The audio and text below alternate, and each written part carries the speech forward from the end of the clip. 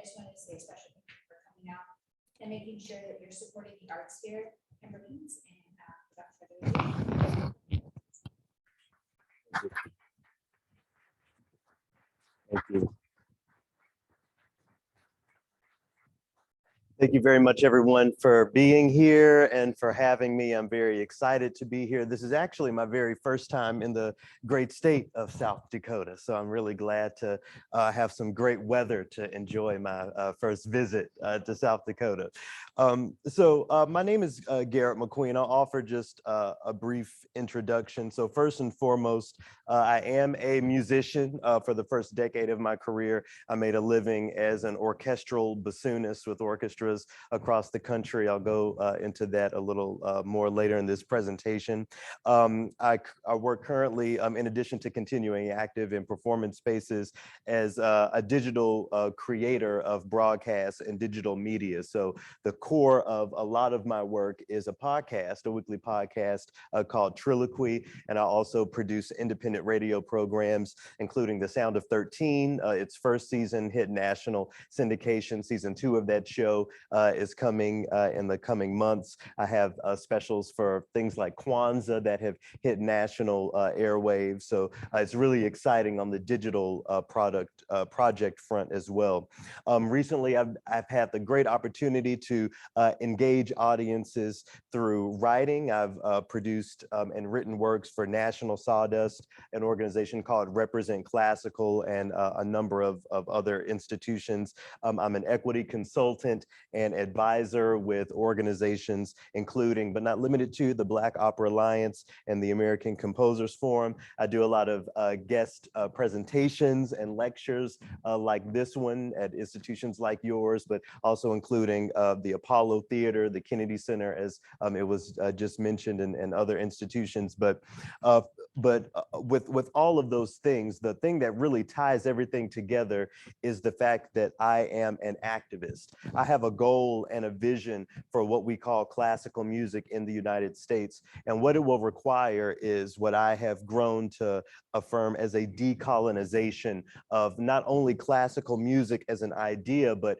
the very phrase classical music. I'll dig into it more in this presentation, but just in a nutshell, when we think about that phrase classical music, we're thinking about it differently as it applies to other cultures around the world. If you say the phrase classical music in India or China, very specific cultural ideas come to mind in those communities. I even had the opportunity to teach down in the Bahamas back in 2013 at the Bahamas Music Conservatory.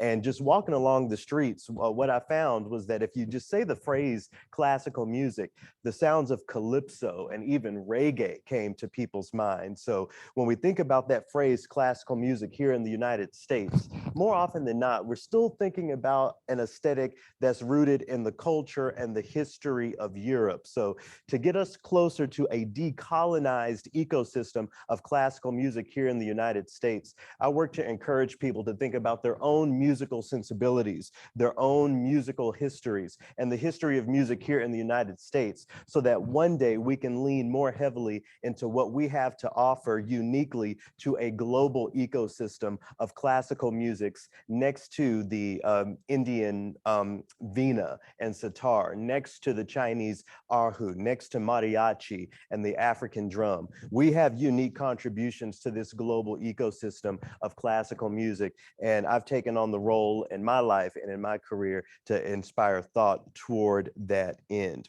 Now, the idea of musical activism has a bright future, but it's not unprecedented. So we're going to start today's presentation by going back and taking a look at some of the musical, even classical music activists of days and decades past, beginning here with Paul Robeson, a name that I wish I had learned much earlier in my career, but I'm glad to have finally learned. So Paul Robeson was an American who lived from 1898 to 1976, the son of former slaves who ended up becoming what many people, who many people regard as the world's first Black celebrity, certainly the most famous Black person alive during the height of his career. He became notable for being an All-American football player and valedictorian at Rutgers University.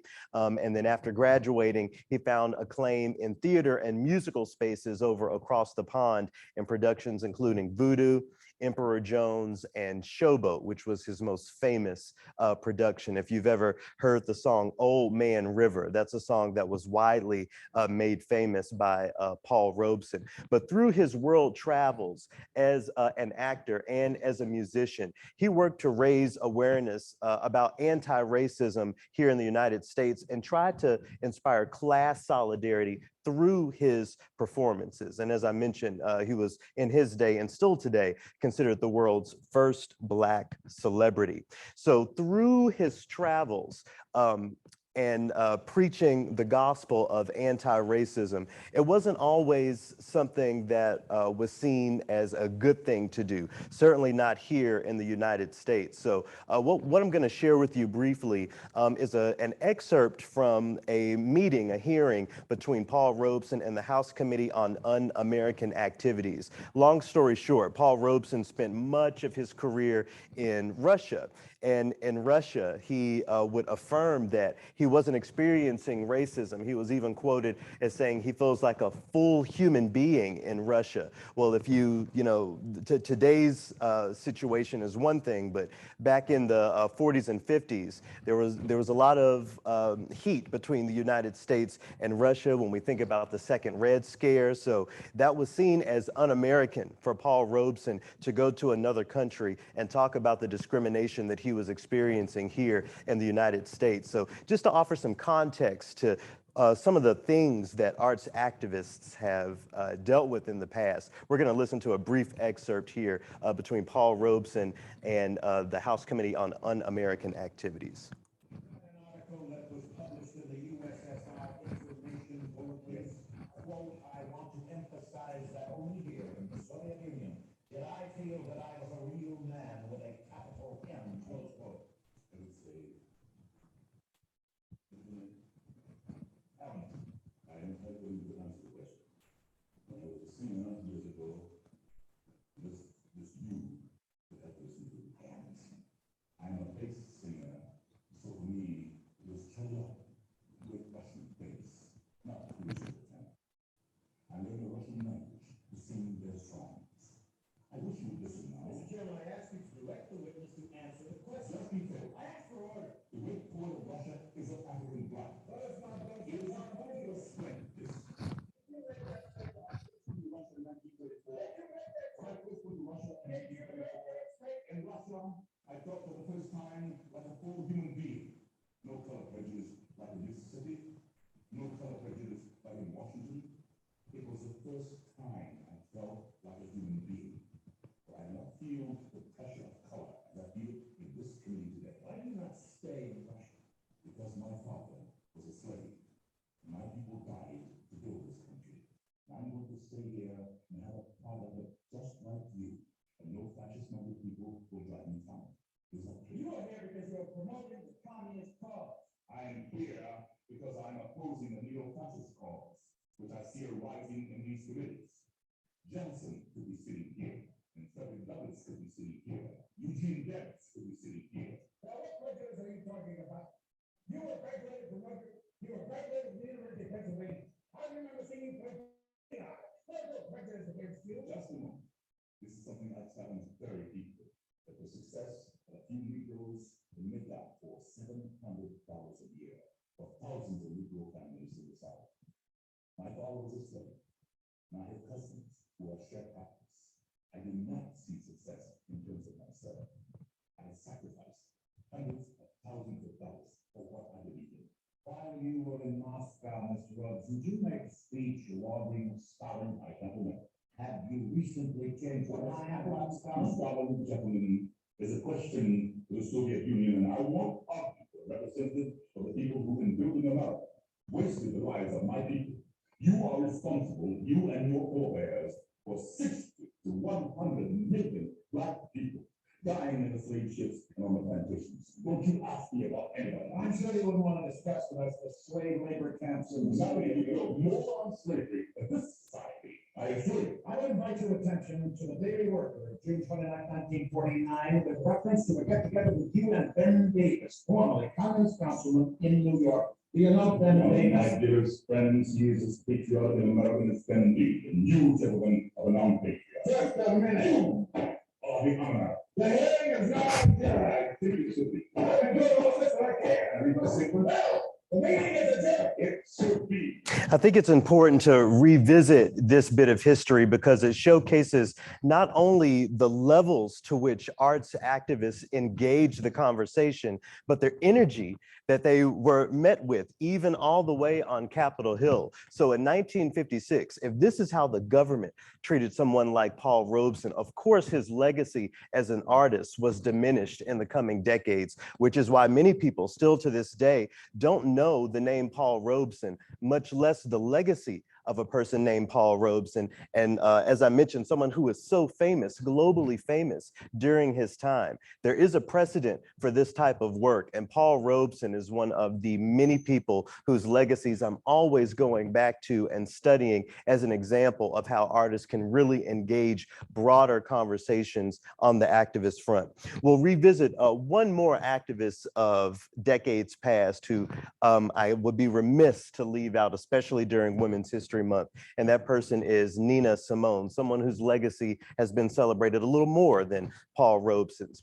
She was born Eunice Wayman back in 1933. And as the story goes, when she and her family moved to Philadelphia, she needed to find a way to make money. She didn't want her family, especially her mother, to know that she was playing in jazz clubs and performing on the piano in a non-classical way. So she changed her name to Nina Simone so that when that name was on the bill, her parents, and again, especially her mother, wouldn't notice it. So that's who we know her as today. She graduated first in her class before applying to the Curtis Institute in Philadelphia, which is why her family moved with her to Philadelphia in the first place. And she was actually denied entry, and all the way to her death back, I believe it was 2003. Nina Simone affirmed that race played a big reason into why she wasn't accepted into Curtis.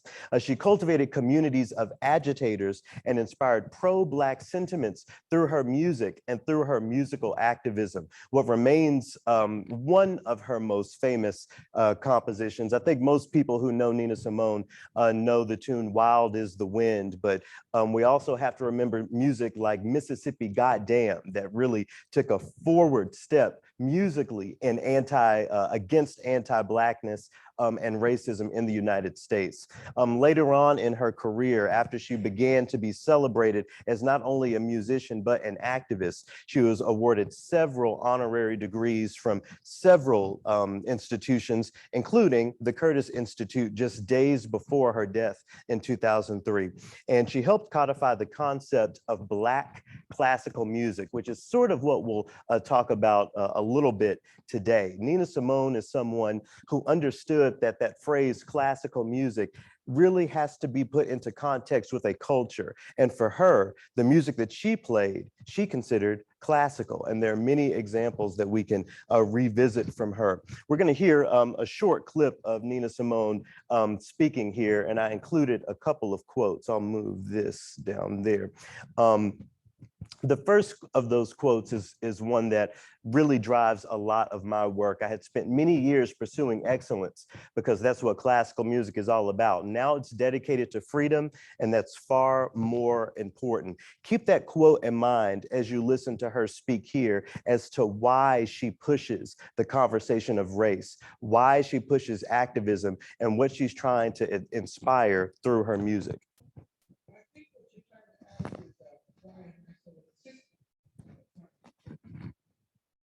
Giving up to that blackness, that black power, that black pushing them to identify with black culture. I think that's what you're asking. If I have no choices in the first place, to me, we are the most beautiful creatures in the whole world, black people. I mean that in every sense, outside and inside. And to me, we have a culture that is surpassed by You don't know anything about it. So again, I think I said this before, and the same thing at some time before. My job is to somehow make them curious enough, or persuade them by hook or crook to get more aware of themselves and where they came from, what they are into, what is already there, just to bring it out. This is what compels me to compel them. And I will do it by whatever means necessary. During Nina Simone's day, she really had the incredible task of affirming Blackness as something positive, especially for the youth. And as this conversation has developed and evolved over the decades, I find in myself the obligation for all of us as Americans to really affirm who we are, especially within arts ecosystems, and to inspire change through that. So with those two examples of some of the arts activists of decades past who have inspired me, I'll talk a little bit about my story and how I ended up in this space. So I grew up in the church. I grew up in the city of Memphis down in Tennessee, and music was always a part of my life. I learned how to read music in church. I learned what a melody was in church. I learned how to harmonize. Everything that's foundational about music, I learned in church. So by the time I hit 7th grade, I was 12 years old, and it was time for me to sign up for a music class.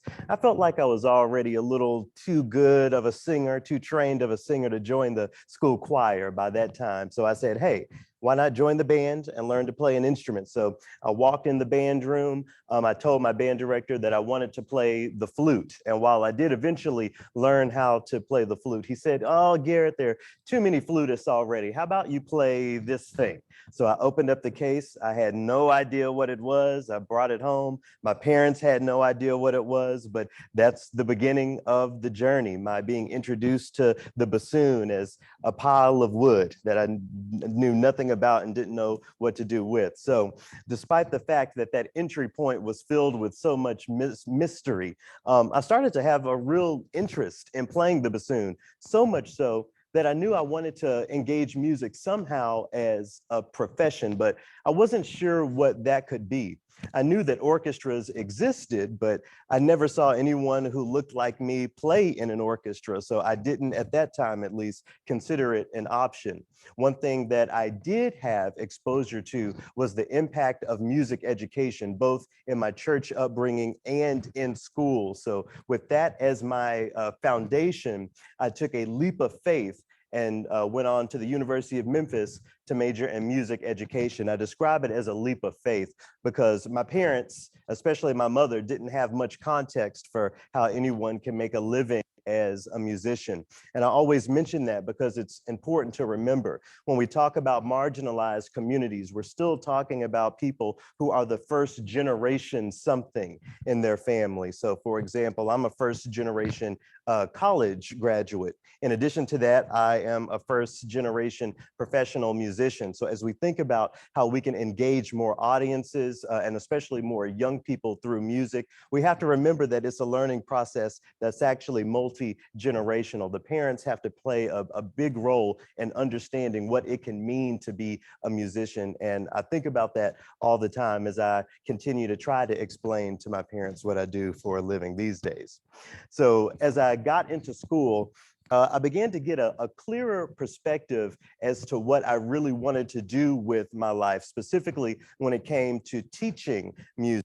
With the help of my my main music education teacher, pictured here, Nicole Robinson, we found a different track for me. When it came time for me to do student teaching, I loved the elementary school kids, teaching them rhythm and beginning their journeys as musicians. Dealing with high school kids was a lot of fun for me because I enjoyed seeing musicians at the precipice of a college career and maybe even a professional career. But when it came to middle school, I wasn't so good at it. And I never wanted to ever have any risk of being in front of a group of middle school students. So I took a 5th year in my undergraduate, led by my first bassoon teacher, pictured there, Lacolian, Washington, and switched over to the world of bassoon performance, which was just as mysterious to me as those opening days of my being a bassoonist. But I took another one of those leaps of faith and went on to the University of Southern California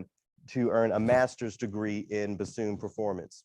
So once I made it out to Los Angeles, I really thrived. The heightened focus on playing the bassoon specifically and not necessarily teaching and writing lesson plans, it proved really beneficial for me, and my musicianship really bloomed and blossomed. My gig career, my freelance career really started to thrive. I had the opportunity to play on a number of television shows and movies. So for example, if you're familiar with the animated film Horton Hears a Who, you have heard me because I was in the studio. I had the opportunity to do that among many other things. Pictured here, I'm playing can you see my cursor? Yeah, I'm playing the flute in this image, but being a regular on Glee was also something I was very excited and proud to be able to experience out in Los Angeles.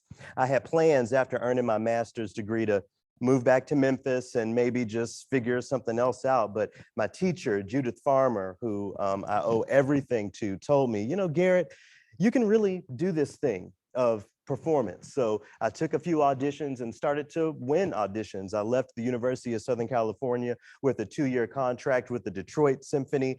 Things were looking great. I had a bright future ahead of me, but there was one drawback. There was one huge thing that I couldn't quite shake off. And that thing was, I didn't see me. I didn't see myself. So in a typical concert, in most concerts, I was the only Black person and even person of color on stage. There were no people of color in the audience. And what really was driving the issue for me was that none of our sensibilities and our experiences as Americans were being represented on most concert programs. Yes, a Beethoven symphony is phenomenal. Everyone loves the power of listening to a Mahler symphony or a Tchaikovsky piano concerto. This isn't to diminish the beauty and the power of that music, but there are so many stories and so many narratives that weren't making it to the stage. So I knew that I had to do something. At that point in my career, that thing that I knew how to do best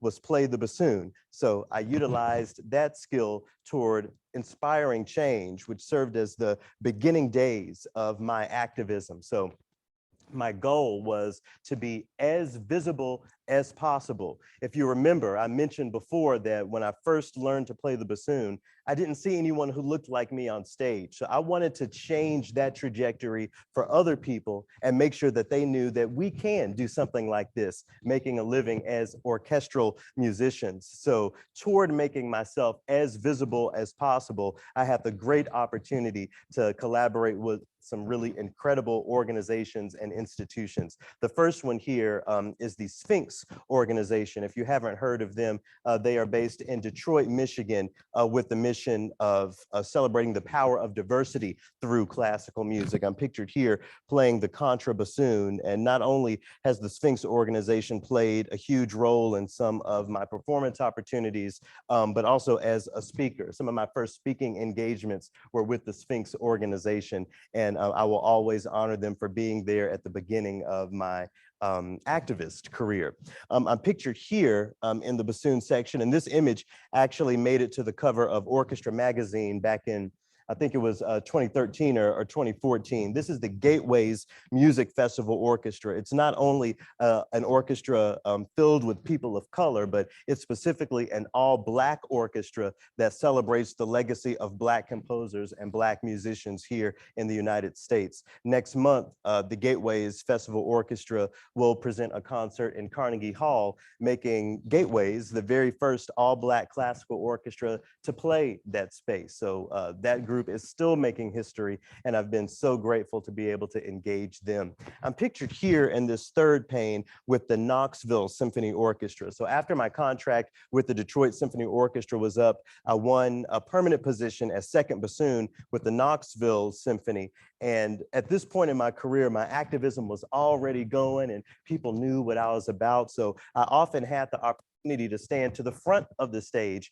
and address the audience, talk with them about what they're about to hear, and to offer context surrounding how what they're hearing in this space can actually reverberate and have relevance outside of the concert hall. So being visible was really, really, really important for me and proved extremely beneficial at the early part of my career. But being seen eventually was not enough for me. I wanted to be heard as well. So I did a lot of reading and a lot of studying when a job at the local radio station came open, the local public radio station. I had never worked in broadcast before, had never worked in radio, but I knew that I wanted more people to hear my message and to understand what I was trying to do in art spaces. So I studied and took the interview and vocal auditions and got my first radio job in Knoxville at WUOT FM. It's through this job that I really got some really great sound production chops, learning how to engage more people, sharpening my public speaking. So with my radio career and my music career put together, I was really off to a great start in sharing some different ideas and different narratives with the broadest audience possible. So I want to talk about one of the main narratives that I always brought to the front in my radio production days, and something that I think is still relevant to this day. And we can also consider this a bit of women's history as well for March. So pictured here is a woman named Jeanette Thurber. She was born in New York back in the mid-19th century to a family of rich philanthropists, of which she became one. In her adulthood, she established the National Conservatory of Music in America because she saw that folks who were going to music school were all men. And not only were they all men, but they were all white men. She believed that women and people of color and even people with different abilities had the right to learn music and to engage music. It's hard to think these days that someone who uses a wheelchair or someone who is blind wasn't allowed to attend a school of music, but that was the reality. And Jeanette Thurber dedicated her life to fighting against that. And she's remembered today as one of the most intelligent, effective patrons to ever take a stand for American music. There are many reasons why Jeanette Thurber's name has to continue to be said and honored, but among them, I think, is really captured in that quote. Yes, artists can be a part of the change, but patrons can be a part of the change as well. And Jeanette Thurber is a shining example of that.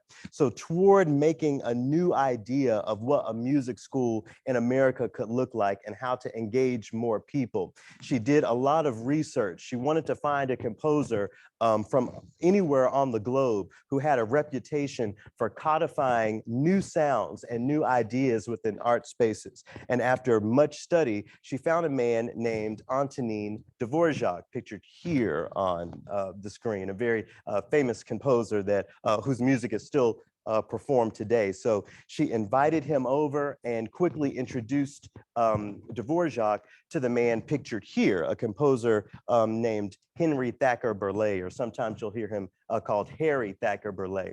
He's broadly considered the father of the Negro spiritual because he took those field hollers and all of those slave songs and translated them into works for voice and piano. There was a lot of pushback in his day because even Black people had the opinion that, oh, that's slave music, we need to back away from that, that's a relic of the past. But he really saw something in that music and believed in preserving it by whatever means necessary. In his day, that means was creating art songs out of those spirituals. And those very spirituals are still celebrated today. So between Henry Thacker Burleigh's experience and love for the Negro spiritual and between that and Dvorak's affirmation of creating new sounds for a new people, he came to a realization, and he's quoted here: "In the Negro melodies of America, I discover all that is needed for a great and noble school of music." I'll let you read the rest of the quote there, but I think this is very, very important to understand when we talk about the idea of decolonizing classical music. By the time Dvorak and his family made it to the United States, I believe it was 1892, the late 19th century, there was a tradition of Western classical music in the United States, the Chopins, the Beethovens, the Bach. But Dvorak believed that here in the music that you already have, you have everything you need. There's no need to import any sounds because you can develop a truly unique sound of classical music here in America with what you have. Of course, no one really would heed his words back in those days. And I think if there's any proof of that, is the musical ecosystem today. When we go to a typical concert program, a typical orchestra concert, most of the music still mirrors the Western European aesthetic of classical music and not necessarily the music that represents some of our own history. So in addition to inspiring thought, moving us forward toward decolonizing classical music, we always have to go back and recognize that even Western European classical composers affirmed the power of that spiritual, what he referred to as Negro melodies, which I consider America's early music. When we think about folks like Hildegard von Bingen in Europe, folks like Akagum, these really old school European composers that we approximate to the idea of early music. I believe we have to do the same thing here in the United States with the spiritual. With that in mind, and with Dvorak's statement in mind, I believe that all reverberations and evolutions of that spiritual, of that uniquely American music can and should be considered classical. So what does that mean? That means things like blues and gospel are examples of American classical music. Jazz as a prime example of American classical music. I go as far as to say even things like folk and country, R&B, hip hop, all of these aesthetics, rock music, are unique contributions from the United States in this global ecosystem of classical music. And Dvorak's affirmation of that, I think, is a driving force, should definitely be considered a driving force in that narrative. So I wanted to offer a little bit of Dvorak's music to contextualize his idea. I'll speak to that subtitle of this piece of music later on in the presentation, but as you listen to this excerpt from the second movement of what we now call the American String Quartet, I feel like you can really hear some of those slave songs, some of those spirituals that were still in the air, shining brightly through first the second violin in this excerpt, and later on the cello. So as you listen to this excerpt from Dvorak's 14th string quartet, his American quartet, keep in mind the sounds that he must have heard to inspire this music.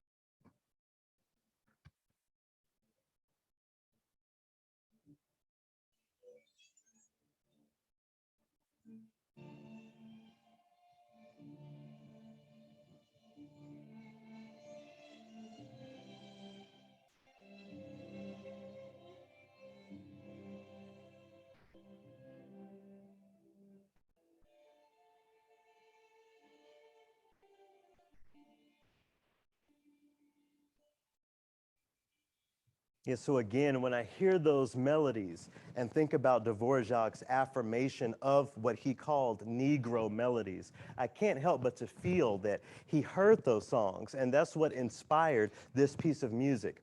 I think that idea is affirmed in the subtitle that was originally attached to this piece of music. Now, there's been a lot of research and differing opinions as to the origin of that subtitle, but where I think it's important to go is actually back to Europe and understand the tradition of subtitling pieces of music. So when we think about, for example, Beethoven's Moonlight Sonata, that wasn't a nickname that he attributed to the piece. Someone else heard that piece of music for the first time and said, oh, this reminds me of being along Lake Lucerne and how beautifully the reflection of the moon looks in the lake. Maybe we should call this the Moonlight Sonata. So that nickname stuck.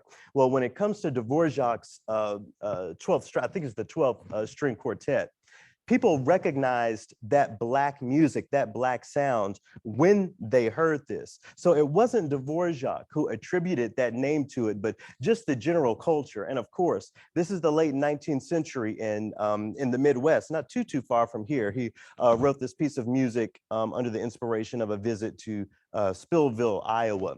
And so people heard that melody and they recognized the Blackness in it and decided to give it that nickname. And this nickname was actually published with the piece of music all the way up until the early 60s. You can still find vinyl recordings of the piece of music that have that N-word subtitle connected to it.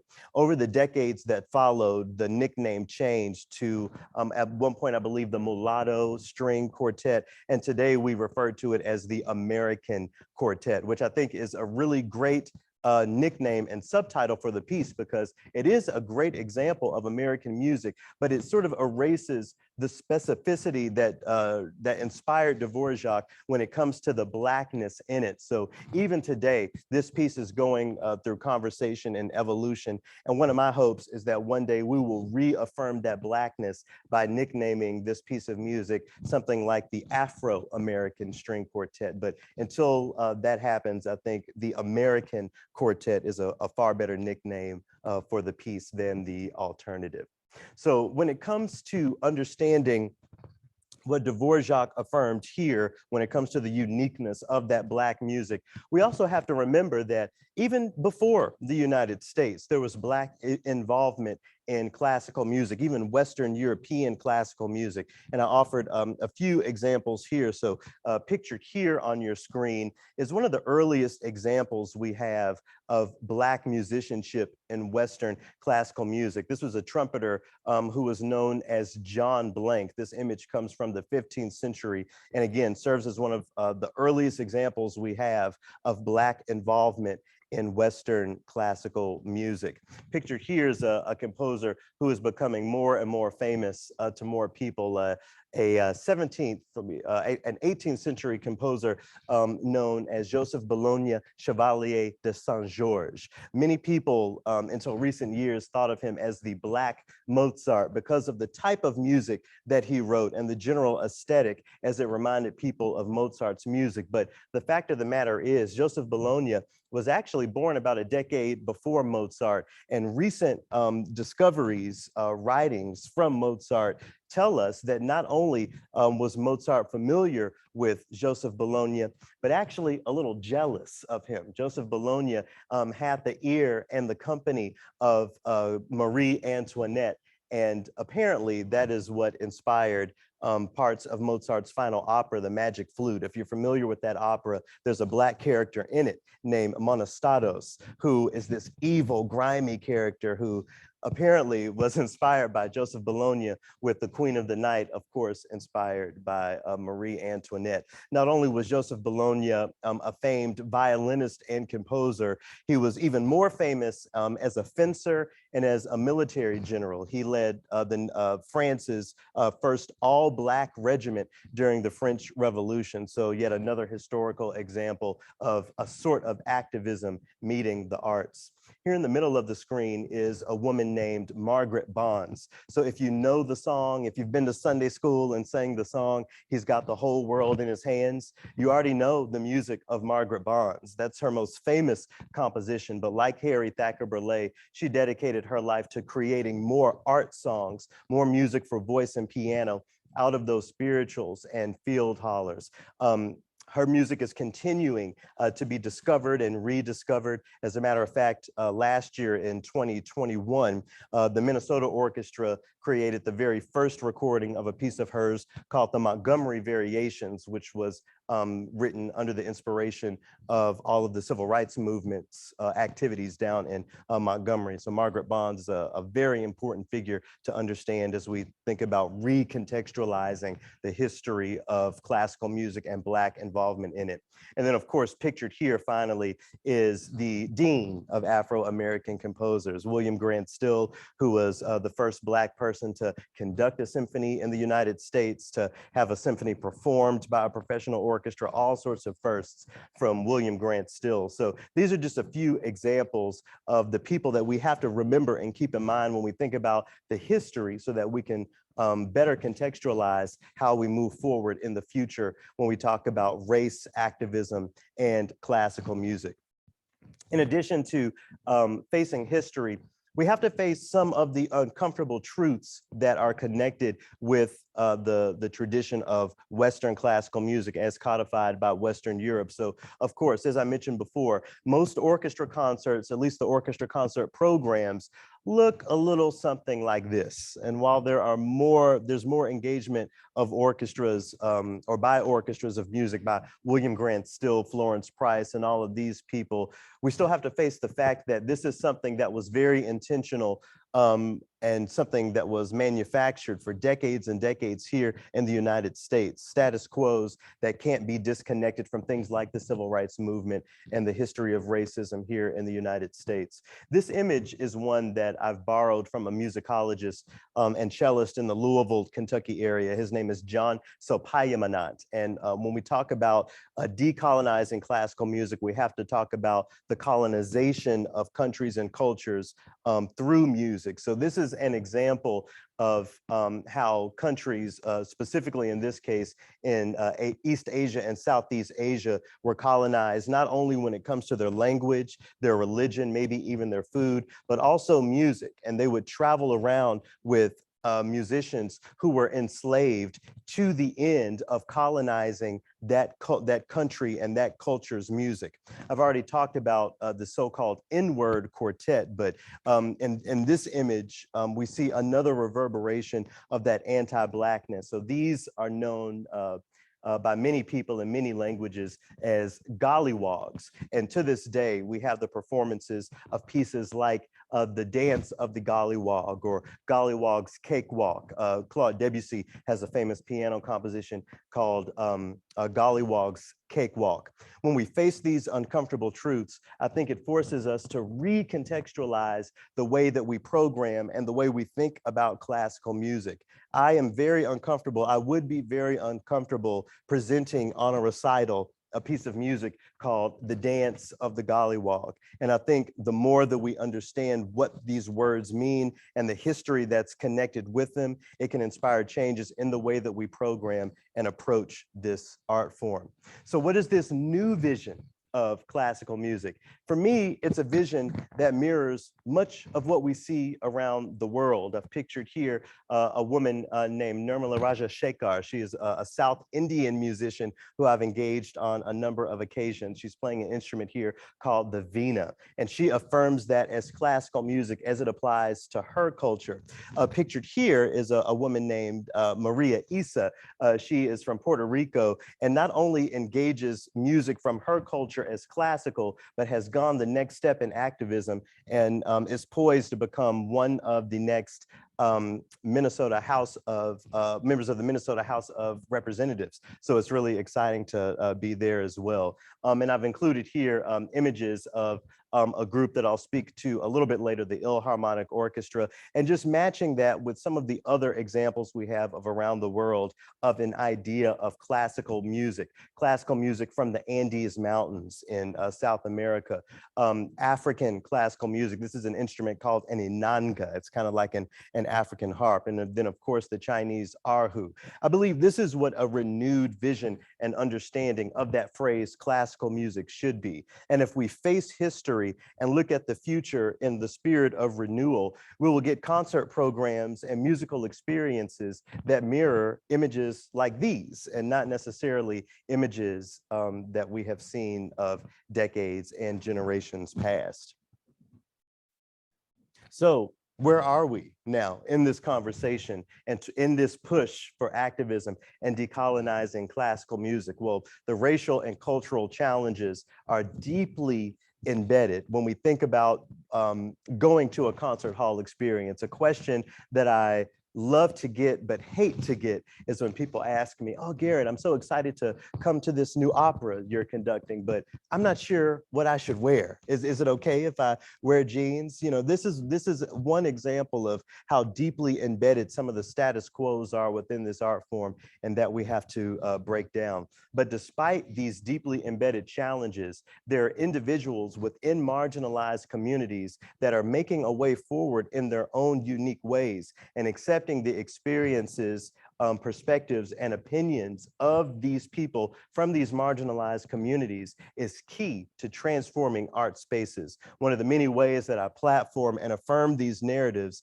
is through the Triloquy podcast. And we're going to listen to four quick excerpts, about 60-second excerpts that showcase where some of these conversations are going. So in the first excerpt, we'll hear it features the singer here, an operatic baritone from Florida named Angel Refusé. And he not only specializes in Black opera, but also the history of Joseph Bologna, Chevalier de Saint-Georges, and offers his ideas here. I think it's important to understand the reality of his life. He was not accepted into French society as we thought. There are accounts by historians where he was denied by the Paris Opera because the interests of the opera were not subjecting ourselves to a lot, which means mixed race. So it was very evident in his time that he was a Black man and not officially a part of the society as a white representing man.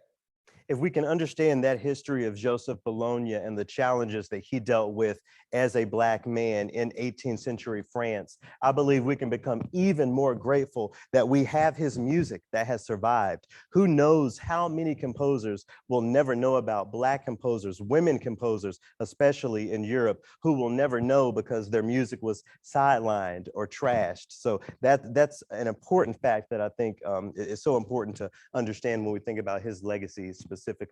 Up next, we're going to hear from a woman named Renee Baker. She's based in the Chicago area and lives in the world of new music. So if you are familiar with names like John Cage, that's sort of the contemporary ecosystem that she lives in. And she engages the conversation of new music and Black history as affirmed by a local organization in Chicago, the Association for the Advancement of Creative Music. And she speaks to the importance of that organization here. At the bottom of it, the AACM is an organization of empowerment. We learn from each other, we give to each other, you're encouraged to find your voice. Of course, now I'm very aware at that time of what whites did in the 40s and 50s, the John Cages, the Earl Brown, the Morton Feldmans, the Julius Eastmans, though they kind of leave him out of the history. But what the AACM did for Blacks was basically what John Cage did for white composers. He was the umbrella under which anything went. And you had the freedom to create and to explore your voice. The AACM provided that for people of color. So when John Cage was exploring the sounds of so-called silence through his most famous piece of music, there were Black composers who were experimenting with different things that weren't given the same opportunity. So Renee Baker and organizations like the Association for the Advancement of Creative Music, they speak to that. Up next is the man pictured here, based over on the West Coast in the Seattle area. His name is Quentin Morris. He's a violinist, and like me, also works in the field of broadcast media. And I think in 2020 began a new show called Unmute the Voices. And here he speaks to the importance of radio programming in the fight for decolonization and equity in classical music. Voices is not just classical radio. It's not just an opportunity for music to be heard, but it's also stories to be told. My God, we lost powerful stories. Engage in these types of conversations and share experiences, as well as spotlight and celebrate the careers that we have, and us to care about our aspirations and our goals, and also serve as inspiration and encouragement to someone else.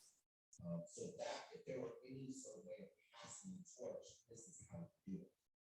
And then finally, we can't leave out the orchestral sphere. So if you can believe it, for the first time in history in the year of 2020, a Black person became tenured as a principal oboe in an American symphony orchestra. That person is pictured here, Titus Underwood. He's now principal oboe of the Nashville Symphony and works really hard to have some of these conversations internally when looking specifically at the history of symphony orchestras in the United States. And he, to that, he offers this.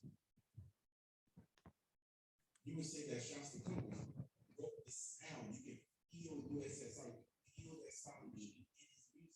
Maybe we wrote the sounds of our experience. So why are we playing it?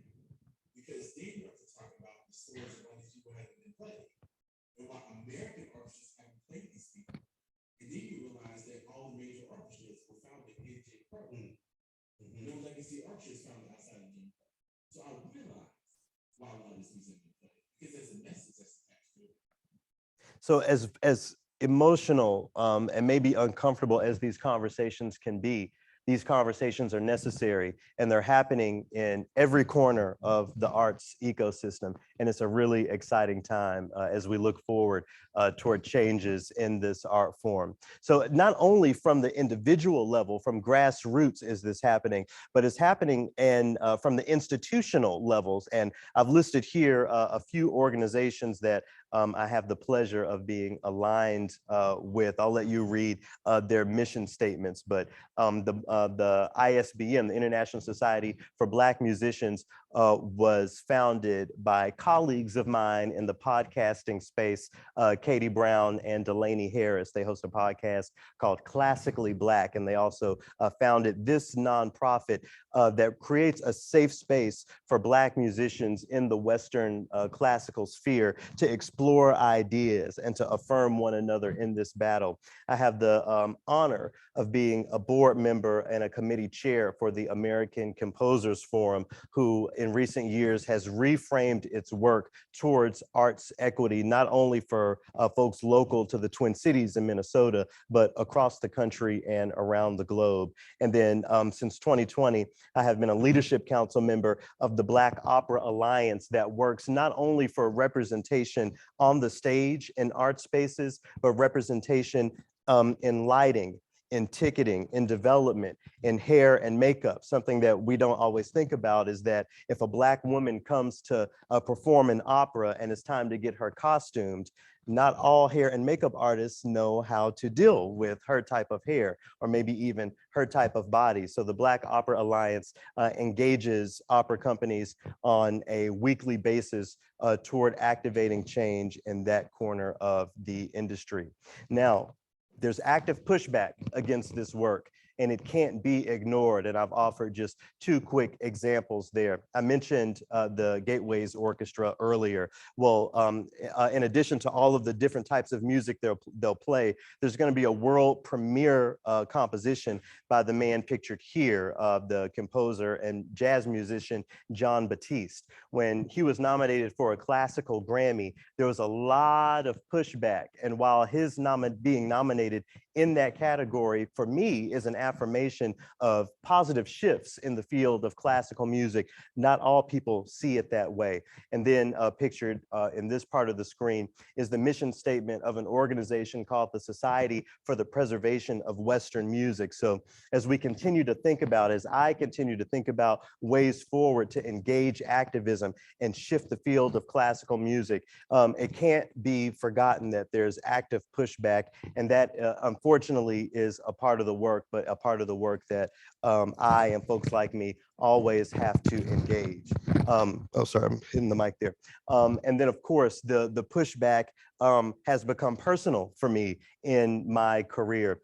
As when I moved to Minnesota to take on a nationally syndicated radio program, my message spread even further, not to thousands of people, but to millions of people. And I was so grateful, so much so that people started describing me in print as a classical agitator. That's an example there from the Star Tribune out of Minneapolis, but that phrase was attached to me in many ways. So as I became more and more known as a classical agitator, the more I felt like I needed to do to live up to that nickname. Well, in 2020, I was dismissed from my nationally syndicated radio job because of some of my activism, but the work has only grown thanks to the support of patrons and folks who are also in this work. My work has really grown and multiplied. So something that I really try to remind specifically younger people who engage this work is that it's important work, it's vital work, but it's work that may have a cost. And that's something that we have to be prepared for, in the same way that Martin Luther King Jr. had to pay the price. Malcolm X, Nina Simone in her own way, Paul Robeson, who we've talked about. So while, I don't want to compare myself or my experiences to assassination or those sorts of things, it's just always important to understand that this work does come with a cost. But with that, I'm continuing to engage more and more institutions. I'm continuing to be active in performance spaces. I actually, this is an image of me playing a concerto back in late October, early November. Gateways Radio is currently in the final stages of development. My next nationally syndicated radio program to highlight the Gateways Festival Orchestra. I mentioned The Sound of 13. It's a show that exists at the intersection of Western classical music and Reconstruction. Is that me? Oh no. And Reconstruction era America. So we talk about the early 20th century and what some of these conversations looked like back then. And then last month, I had the great pleasure of conducting the world premiere of a new opera down in Tennessee called I Can't Breathe. So the opportunities and the activism is multifaceted, and I'm very grateful for all the ways in which I've been able to continue to engage the conversation. I mentioned the Triloquy podcast. So in addition to being a tool of decolonization, I consider it a tool for cultivating proximity and accessibility to this thing that we call classical music. Pictured here is an image from Beyonce's Homecoming, her Coachella performance. She referred to this HBCU-styled marching band as her orchestra. She called it a Black orchestra, and it even included some string players, some violin and viola players, and I had the pleasure of featuring one of those musicians on the Triloquy podcast. DJ Philly, the Phantom, and the Phoenix, pictured here, are the leaders of the Harmonic Orchestra, a group I've been affiliated with since 2013. When we performed Carnegie back in 2014, we were the third hip hop headliner in that space, and not as a group of electronic musicians with turntables and all those sorts of things, but with our instruments. They engage classic hip hop and match that with classical music toward re-engaging what that phrase can be and what that phrase can mean for broader audiences who may be more attracted to that sort of hip hop meets classical aesthetic.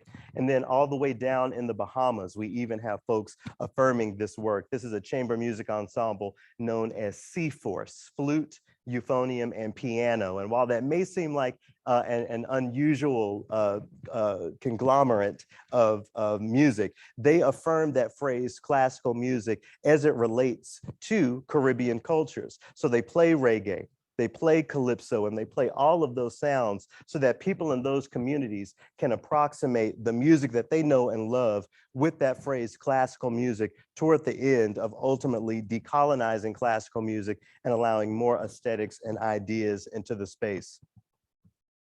The podcast and the conversations that I've had in it with artists also have served as a vehicle to broader dialogues and broader conversations outside of the realm of music. I'll start from this side of the screen. This is a woman whose name is Molly McCann, Dr. Molly McCann. She is an expert in the music of Fanny Hensel, not Fanny Mendelssohn. She's very deliberate about using that language and affirming women of the past in classical music. And in addition to doing that work, she lives in California. She's also a huge proponent and activist toward normalizing recreational cannabis use in classical spaces. So it's always fun to collaborate her for many reasons. Up next, we have Rayanne Bryce Davis. She's actually on the board of the Black Opera Alliance, a world traveling and a world-renowned operatic mezzo-soprano who, in addition to preaching the gospel of racial equity in opera, talks about body politics. It's one of the dirty little secrets in opera that if you want to sing Carmen, for example, you have to be a certain body type. Well, she is one of the many women who is fighting that status quo in her own way and helps affirm body politics for women and men, even outside of the field of music. I had the pleasure of engaging the Pulitzer Prize winning composer Anthony Davis, who uses his music, specifically his opera, to speak to contemporary challenges. He won the Pulitzer Prize for an opera surrounding the story of the Central Park Five. And next year we'll have his Met premiere, not the world premiere, but the Met premiere of his opera on the life and times of Malcolm X. So it's a really exciting time for him. And then I have the great honor of featuring Wayne Shorter, a world famous jazz musician. And we actually spent a lot of time talking about how his music is fueled by his dedication to Nichiren Buddhism. Years ago, his wife tragically died in an airplane crash, and he talked about how his dedication to being happy and being even happier for the sake of her spirit and for her legacy unlocked a whole new door for his musical achievement and musical composition as a creative. So these are just a few more examples of how these conversations of decolonizing music, classical music, Western classical music, how they can reach broader dialogues and ultimately reach broader communities who are affirmed and fueled by those dialogues. So I wanted to leave a couple minutes for any comments or questions, but I just wanted to leave a few questions for you to think about for the rest of the day or for the rest of the week as you think about this presentation. So first, how does Dvorak's affirmation of Black music as a foundational source of art and creativity in our field relate with your conception of classical music? I and everyone who has created a career for themselves in classical music grew up centering European composers and more often than not, European men. Well, how does Dvorak's affirmation challenge that status quo? In what ways would you be impacted by the codification of American classical as our norm? Would your spirit just be completely broken if orchestras stopped playing Beethoven as regularly as they do? Or would you be affirmed by an aesthetic that matches more of your everyday life and your everyday sensibilities? Are there composers? Are there pieces of music? Or are there musical aesthetics that should be canceled. We talk a lot about cancel culture these days, but the fact of the matter is what some of these composers did in generations past will be considered completely unacceptable today. What does that mean as far as how and why we platform their music in the 21st century? What are the musical aesthetics that are foundational to your experiences as a human being? I talked about my early engagement with music in the church down south. Well, what is your earliest engagement of music? What's the first time you heard music that you really loved? And what type of music was it? Was it American music? Was it music that you can consider American classical music? So what does that mean as far as how you can challenge your local arts institutions to affirm you as a patron? And then finally, considering the relatively quick emergence of diversity, equity, and inclusion within arts institutions, what are other intersectional changes you'd like to see established? I talked about Paul Robeson earlier, and in addition to fighting for anti-racism, he was big on class solidarity. I believe that the conversation of class solidarity, even anti-capitalism, is coming into art spaces. And I feel like that's one of many conversations that we have yet to see when it comes to classical music. And then finally, how can you create proximity between your love of music and your community, no matter what type of music it is, no matter who wrote it or what sort of aesthetic or what sort of genre we attach to it? How can you use that music to affirm members of your community, engage members of your community, and empower members of your communities? I do it in my own specific and unique way, but I think everyone has the ability and the obligation, I would even say, to do just that. So to close out the presentation, we'll hear from Nina Simone just one more time, speaking to that obligation that she sees in artists, the responsibility she believes artists have.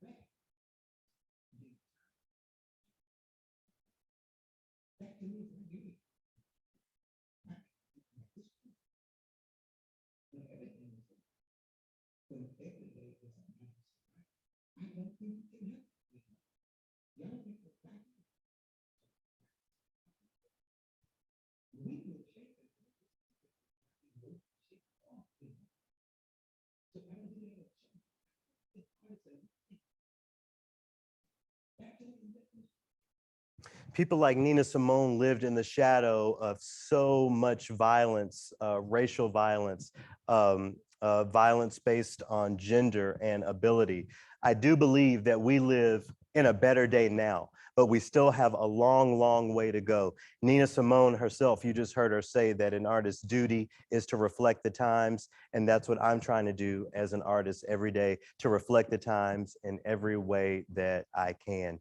So I'll open up the floor for questions, but thank you so much for being such an attentive audience and for offering me space today. Thank you.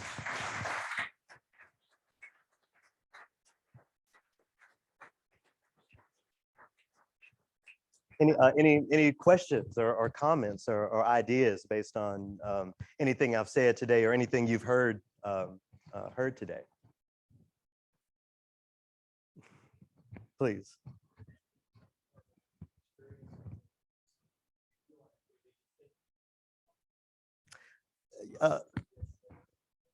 Yeah, I appreciate that question. You know, something that I have had to come to terms with is that many people who fought for change in specific systems didn't get to live long enough to see that change. So while we're not talking about my physical life, I do think about that idea as it applies to my life as a nationally syndicated radio host. With all that being said, there's a lot of positive motion happening within that institution. There are many accomplices within the institution. I haven't mentioned them, but my podcast co-host and business partner, Scott Blankenship, is still nationally syndicated with Minnesota Public Radio, American Public Media.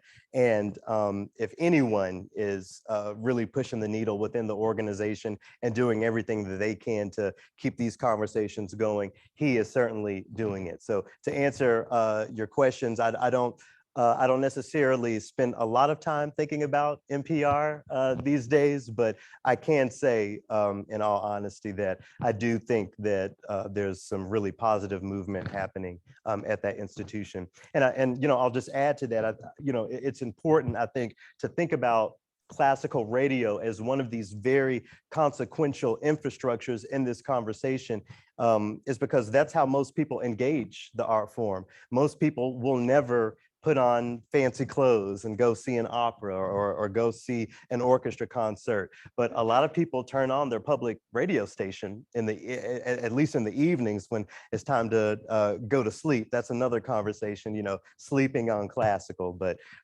it's, you know, the idea of classical radio and public radio more broadly, I think it's so important to always engage that space. And it's important for me to think about how the space is engaging broader communities. So that's why I continue to produce programming independently, like The Sound of 13, just to make sure that the person who's turning on that classical radio station is being engaged by a dialogue that's a little different than Beethoven's Fifth Symphony. Thank you so much for that. Any other questions or comments or ideas? No? Well, if you think of anything, oh, please, yeah, go ahead.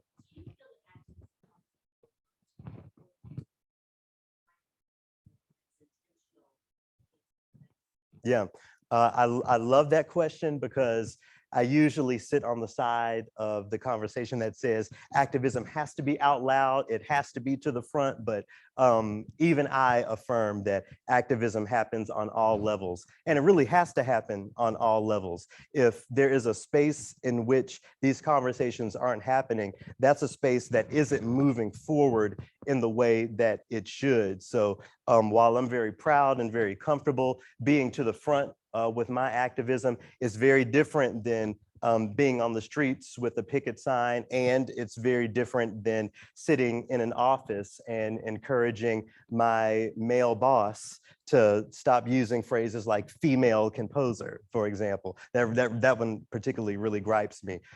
So yeah, to answer your question, I think activism on all levels is not only valid, but absolutely necessary. Thank you. Yes.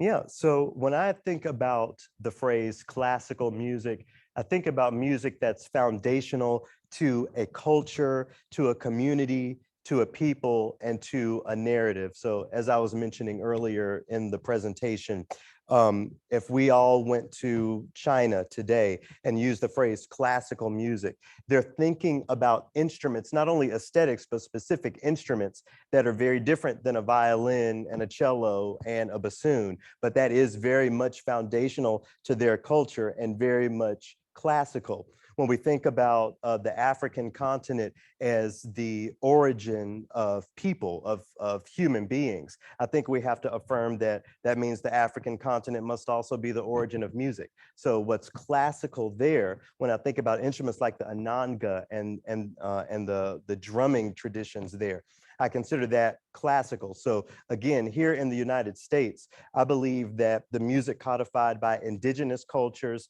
and the music codified by Black communities really represent that foundational nature of music as it applies to the United States.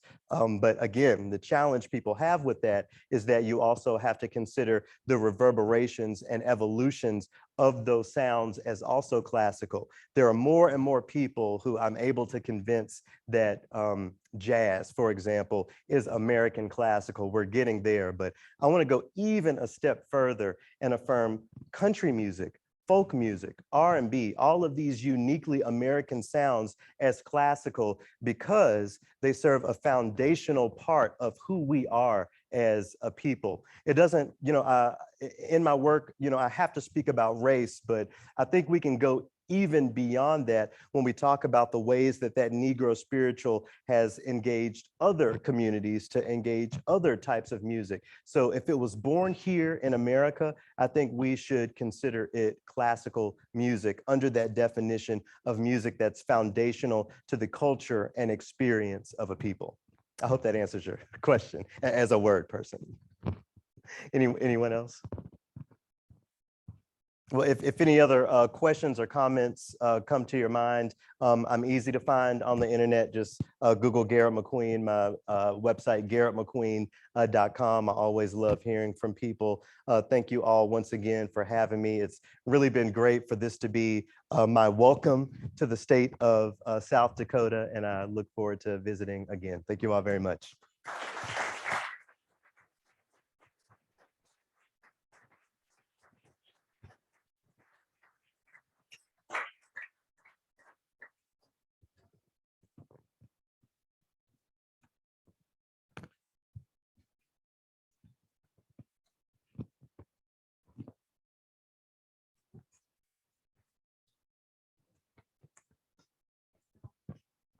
I went a little over, sorry. No, thank you. It was really, really great. Great, thank you. So Phyllis is the one that asked about this all kind of started. I've been in my role here at the Arts Council for 3 years. And so the fall before pandemic, I have a group of women that started, we wanted to find a way to highlight Black voices. And so we used to have a Office of Diversity at the university, but we do not any longer because of politics. Sure. Not here, but yes. And so it was a connection with the Office of Diversity along with Phyllis and some of Black leaders in our community of trying to bring in more things. I mean, as you would imagine, South Dakota is a lot of white people and we're pretty rural. And so I'm very appreciative that you sent this. So we have plans for future. It's all, money-based things and bringing in more stuff. But like this is for us, like hopefully one step into bringing more diversity. Well, and it takes the work of us all. So I really appreciate everything you're doing from the inside to make sure these conversations can happen. Sure. Well, thank you for coming. So yeah, my pleasure, my absolute pleasure. Yeah. And I look forward to engaging the kids in the morning. Yes, and you should. I think there are 4 classes coming. Okay. So it should be a pretty good group. No, it'll be good.